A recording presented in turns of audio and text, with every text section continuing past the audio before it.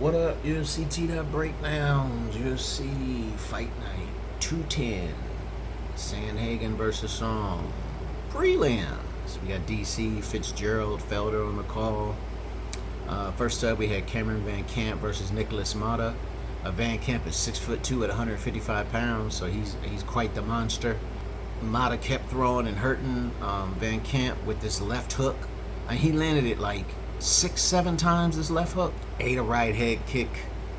Big left again. Stumbles Cameron Van Camp. The left put him down. Finished him on the ground. Mata by TKO in round one. That left hook was really what it was about. When he was getting interviewed by DC, he was like, I talk too much. DC, I'm a fan of yours. He was like, I was so broke. I lived in 30 different houses and basements. He was like, just shit so many times. He said the word shit so many times, sorry. But basically he gave this long, drawn out story about his life and why and how he got here and all the troubles he'd been through. And all of that was to get to the end to go, $50K bonus would change my life. Which is just funny because he was like, I talk too much. And then he literally talked for so damn long. For so long. Like, he really showed he does talk too much. But it was entertaining, though. It wasn't like, he's a Brazilian guy, but his English is really good. And he understands the nuances of humor in English, too. So, next up, we had Tony Gravely versus Javid Basharat. Javid had no flag to represent a country, which was weird. And like when they show the nameplates, like Tony Gravely, United States, Khabib Nurmagomedov, Dagestan says his name wrong, I know. Javid Basharat, generic UFC label. Anyways, he's 12-0. I guess his brother is also a fighter. I'm pretty sure I've talked about his brother too because I recognize Basharat, but I don't remember his first name. From the early outset of the match, Gravely looked very quick, very sharp. He cut Javid early.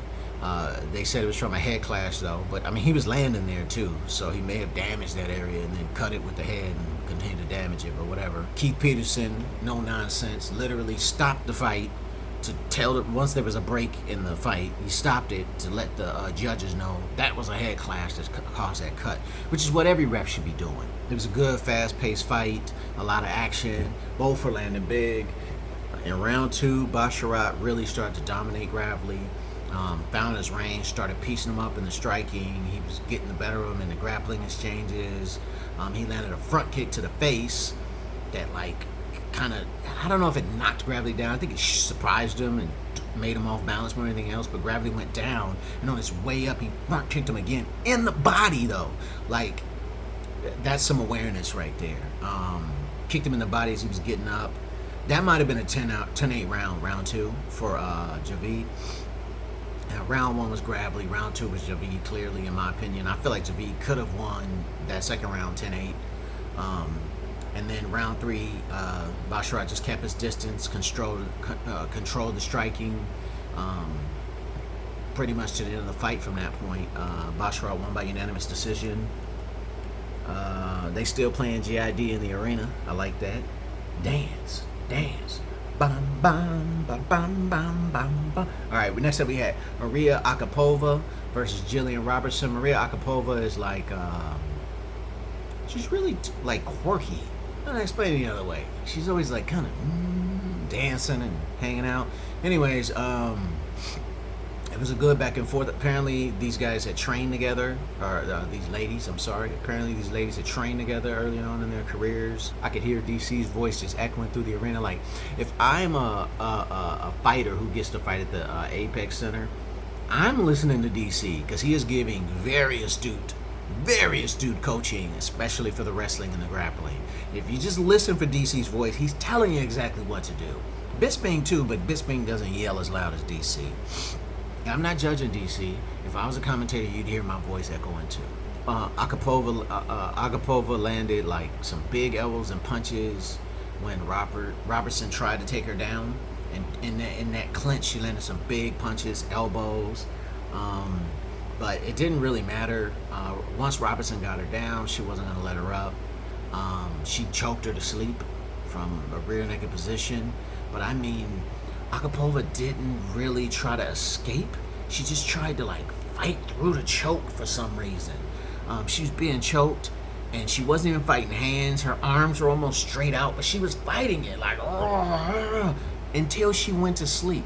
When she went to sleep, she's literally she's biting her tongue. She was almost foaming at the mouth. It was really bad. Like, wherever her coaches are need to train her in some hand fighting and tapping when you are out, because it was really scary, to be honest with you. And I like Agapova. She's a fun fighter to watch. I really hope that she does well in the UFC. But this was a really bad look. It looked like she had never been in a choke before. It looked like she had never practiced or trained jiu-jitsu, because she literally, it seemed like she thought her neck muscles would just beat Robertson's arms. All right, next up we had Daniel Zellhuber. He's an undefeated fighter versus Trey Ogden. Daniel Zellhuber is highly touted, came in super uber confident. He looked like a guy who's supposed to win this fight. I don't know how to explain it the other way. He just looked like he looked like a guy who was going to be good. He was good. But this Trey Ogden dude is just crafty. He's wily. He's a vet. He's a good back and forth. So Huber definitely looked like he had the striking advantage early on, but Ogden stayed on him. He was pretty much the pace setter. He kept the pressure on him. It was a pretty even fight. A lot of the same in round two. Ogden had some success in the grappling at the end of the round. He ended up getting his back. In round three, Huber came out really aggressive, but Ogden was just more busy, landed more impactful strikes. Ogden won by unanimous decision. I'm not sure I agree with that. I think at the minimum it should have been a split decision, and I think Ogden won, but I think it was much closer than the unanimous decision might dictate. Next up, we had Denise Gomes versus Loma Lukbumi. Loma Lukbumi is my dog. I like me some Loma Lukbumi, man. It's just something about her, man. Number one is she always goes into the fight with just, her face is just like, no matter what, hardest elbow she can throw, she's just like, I love me some Loma Lukbumi. Anyways, I guess Denise Gomes, her name is pronounced Denise, and the only reason I'm saying that is because that's how all the announcers kept saying it, Denise. So Denise Gomes versus Loma Lukbumi. Loma Lukbumi is like pretty famous Muay Thai fighter. I think she fought over and won for a long time. She might have been champ and won, but Loma Lukbumi, there's something about the way her face looks when she is just murdering people's faces. Like, she's just elbowing you in the face, and your face is just a bloody mess, but her face is just like, so just business. Like, yeah, this is what I do. I elbow people in the face. What you getting excited about? Lukbumi looked very good early on. So quick, so fast. Every shot looks like she's trying to murder you with it. But I mean, that's the style, that Muay Thai style. But she just embodies it. I'm really a fan of Loma Lukbumi. I was a fan of hers before she got to the UFC, and I don't really follow a lot of MMA outside of the UFC. Great takedown defense from Lukbumi. There was a point where Gomes tried to lift her and put her down, and she just couldn't. And then I don't know exactly what happened, because it wasn't awarded as a takedown. But somehow, after she tried to take her down and failed, Lukbumi just ended up mounting her. Like, and it's hard to explain, because that's how it happened. Like, she tried to pick her up, she couldn't, and then she just fell down into the mount. But she didn't pull her into it, and Lukbumi wasn't chasing it. She just ended up in the mount on top of her. It was weird.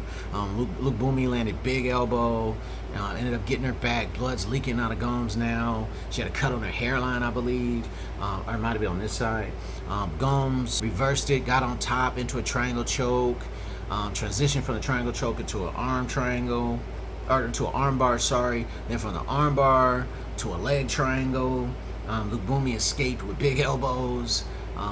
DC said that she was allowing Gomes to go too far from the sub before she defends, which is true. There was a point where she had her leg, and Lukbumi just kind of sat there until Gomes got her back. Like, she just sat there, like, all right, my leg's free, and then she just sat there until Gomes climbed on her back. So I get what DC's saying. He's exactly right. Round two, Lukbumi was on top, and then she got up to like let her up, and when she got up, she turned her back, and Gomes just attacked her back. This is it's Luke Boomy's fault. Protect yourself at all times, right? Don't turn your back on your opponent. The ref didn't stop it. You decided to let the ref. But it was a real shitty thing for Gomes to do because one, the ref was coming to stop it, and two, she had her back turned to her, and she tried to take her down from the back, like from her legs. Like she tried to just grab her legs and take her down. It's a really kind of underhanded thing to do, but not illegal, not against the rules. It's Luke Boomy's fault for not defending herself and turning her back. I just didn't like it. Like, have some fucking integrity. Sorry. It was a smart move, just not honorable. That's all I'm saying. Big spinning elbow from Gomes in the clinch to start the round of, I think it was round 3. Luke Boomy got another headlock takedown, like, you know, the judo throw. The leg. So this is what I was talking about. There was a leg lock attempt from Gomes, and Luke Boomy just, after she got her leg free, she just sat on her until Gomes was able to climb up onto her back. Excuse me. DC and Felder were like, it doesn't look like she even knew what to do, and she might not have. She's a Muay Thai fighter. She ended up getting on her back, getting the body triangle. Gomes is bleeding everywhere at this point. Luke Boomy escaped. She ended up getting another takedown and just elbowing her on the ground into the bell ring. I'm telling you, man, like, Luke Boomy is like I'm saying, she has that straight face, but she's like vicious. She's tenacious. Like, she's really in there trying to hurt you, but she doesn't have any emotion about it, though. She's just like, yeah, we're fighters, so I'm supposed to break your skull, right? Well, I'm trying to break your skull.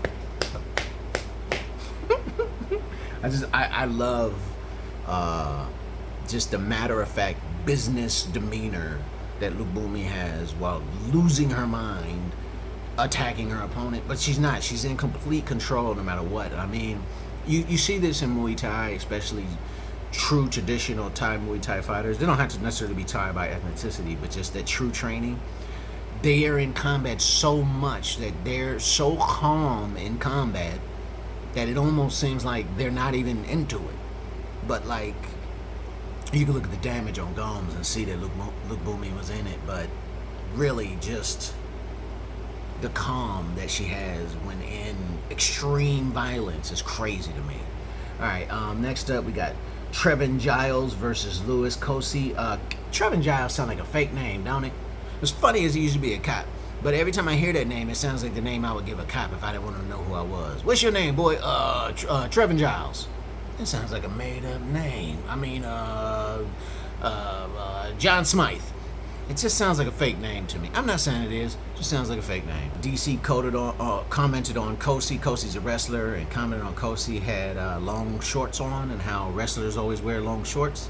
And he brought up Khabib. I think GSP used to wear pretty long shorts at some point too. It's interesting. I'm going to kind of pay attention to that. This fight, the early goings on of this fight was a little boring. It was a lot of measuring, finding distance, really trying to get each other's timing. Not a whole lot of action going on. Cosi only landed one strike in the first round, I believe.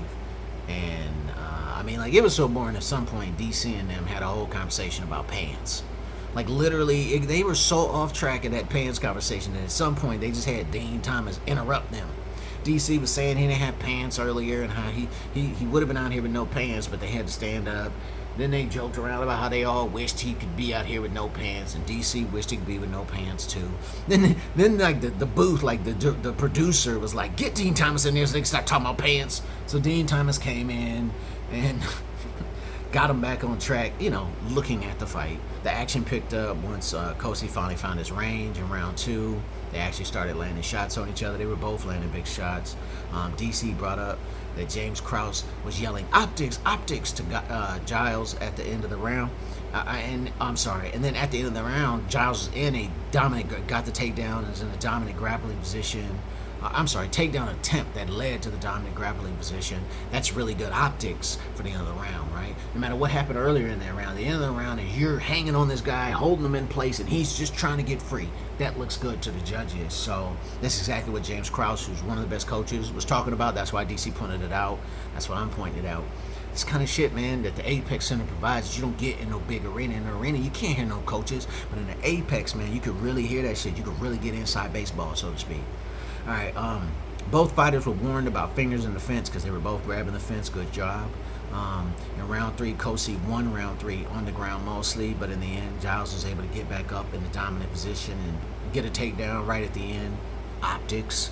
Giles won by unanimous decision. Next up, we had Damon Jackson versus Pat Sabatini. Right off the back, Sabatini ducked into a front like push kick that just hurt him almost right off the back. He fell forward into Jackson. I think Jackson was on top of him for the rest of the fight. His brother, Jackson's brother, had just passed away. Jackson changed his nickname to Action Jackson just for this fight in honor of his brother. They said that Pat Sabatini verbally submitted. But yeah, it's good for Jackson to get that win with his brother passing. Sad stuff. Sad stuff. Yeah, I think that's it for the undercards, though. Jose Aldo just retired. King of Rio. One of the greatest fighters. I think he's one of the greatest fighters we've seen. I mean, until he ran into Connor's left hand, he looked pretty unbeatable. I don't think I'm pretty sure no one could beat him other than Conor McGregor's magic beat him, and then after that he became mortal. I'm sure he'll be in the Hall of Fame. Jose Aldo's one of the greatest we've seen in a very long time, and I think he will continue to be remembered as that. It sucks for the people who didn't see him back when he was in his prime, because there was a time when Aldo was the scariest mofo at that weight class, bar none, hands down. That big scary scar across his face, and he's just in there just leg kicking you to death. And then also, I just want to say, rest in peace to Elias Theodoro. Passed away at 34 years from liver cancer. It's also a sad thing. But yeah, that's it.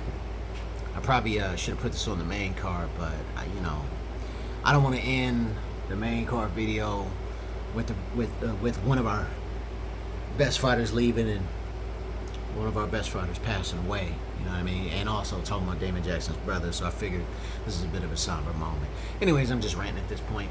That's it. UFC Fight Night. Sandhagen versus Song Yudong. Prelims. Thanks for watching. Like, subscribe, bells, all that good shit. Bye.